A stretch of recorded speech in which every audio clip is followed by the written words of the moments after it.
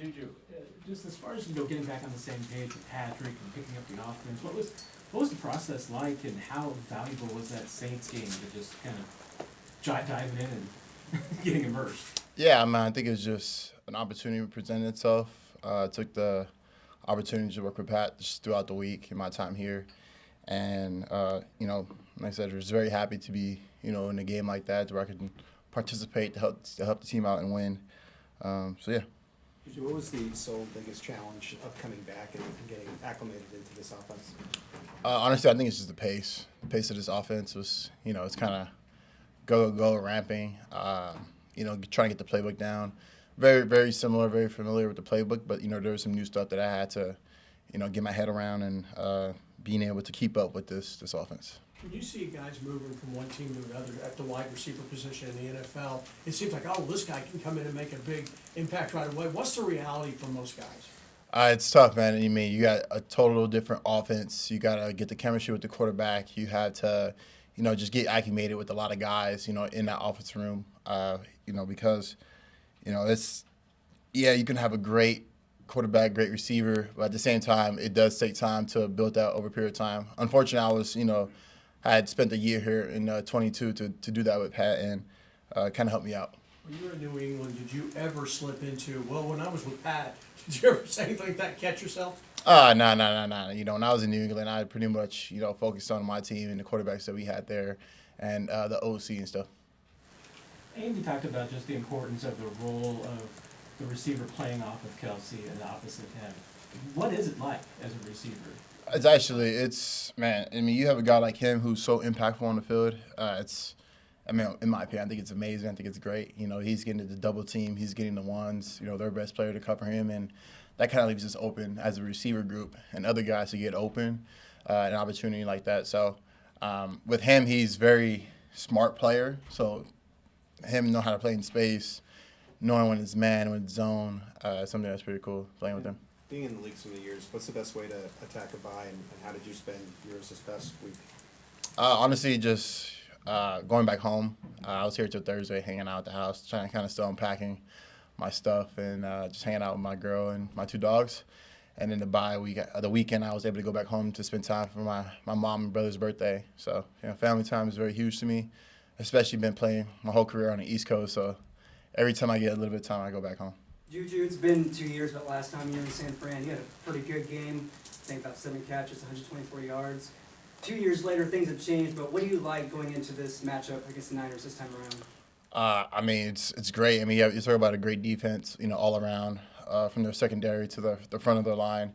I think it's just a competition.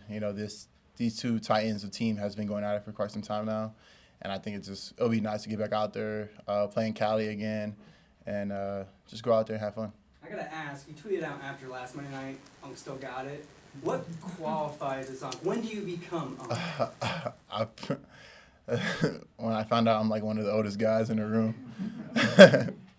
But that's funny because the young guys like Xavier always make fun of me like, man, Unk, man, I don't know if you still got it. Like, when the barbecue Unk, and I'm like, for myself, I think it's funny. But at the same time, it's pretty cool that, I can be a leader in that room.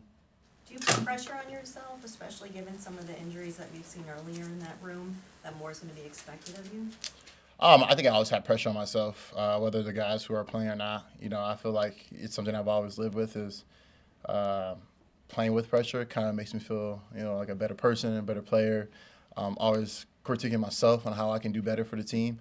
But I think it does help out, with, everyone in that room wanting to just do better for this team. When did you become that? Was this the first time that you've been kind of Unk in the room? And Yeah.